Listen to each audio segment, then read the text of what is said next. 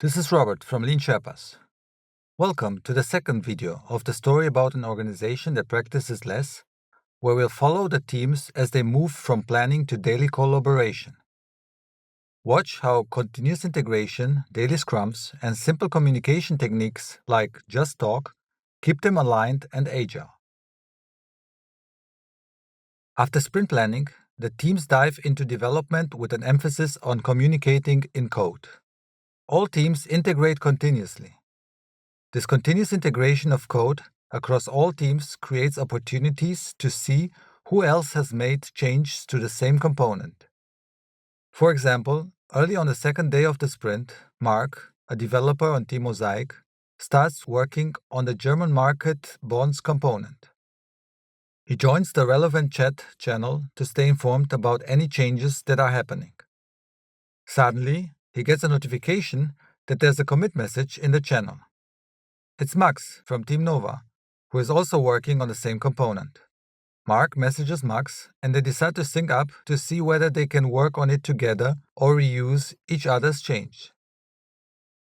For the item that Team Mosaic is developing, and in fact, for every item in every team, the automated acceptance tests are written before starting to develop the solution code.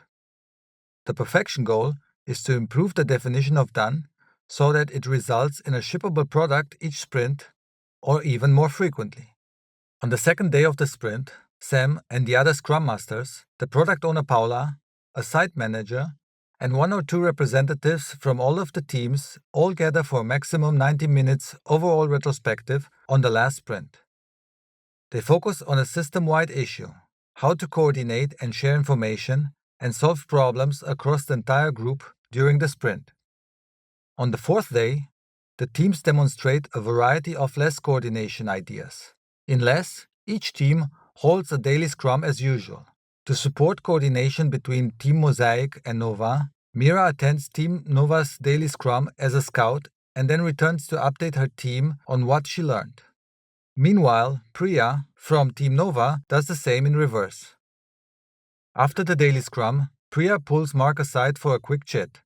Hey Mark, I noticed that Tanya's help during Sprint Planning 2 gave you a solid start on the new regulatory report. But if you keep working on similar reports, or anything else in that framework, next sprint, I was thinking I could join Team Mosaic as a traveler. I'd embed as a full team member for the entire sprint, so we could pair or mob on any items you pick up.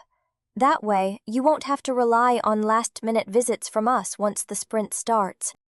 That sounds promising. We do a lot of cross-team pairing already, but having you fully with us for a sprint could spread that knowledge more systematically.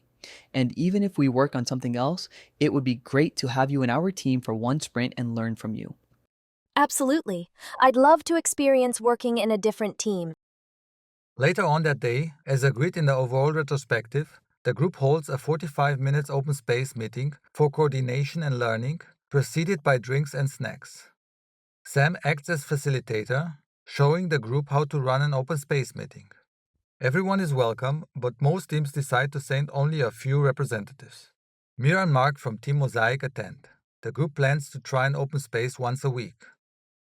In this video, we saw how continuous integration and open communication enable rapid feedback and adaptation. Next, in the third video of this series, we'll dive into communities, how teams solicit customer feedback, and into the multi-team product backlog refinement. See you in the next video.